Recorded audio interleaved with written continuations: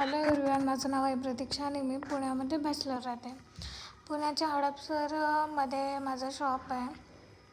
शॉपपासून अगदी 500 ते 600 मीटरच्या अंतरावरती मी माझं घर घेतलेलं आहे, जेणेकरून मला सोयीस्कर होईल शॉप पण बघणं आणि घर पण बघणं. कारण की मला शक्यतो बाहेरचं जेवायला फार आवडत नाही. मी घरीच जेवण बनवते आणि मी प्युअर व्हेज असल्यामुळे शक्यतो हॉटेलचं जेवण खायचं मी टाळतेच. तर मी दररोज मग प्रश्न पडलेला असतो की काय बनवायचं जेवायला, आज काय बनवायचं जेवायला, आज भाजी काय आणायची. आणि मला शॉपचं शेड्यूल असं असतं की मला बाहेर जाऊन भाजी खरेदी करणं किंवा बाहेर जाऊन काय आणणं मला पॉसिबल होत नाही.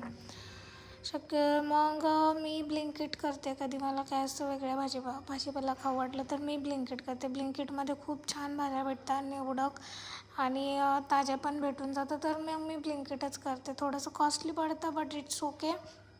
छान पण असतं आणि ताजं पण असतं, त्याच्यामुळे मी बनवते. आज मी पनीर बनवलं होतं जेवायला.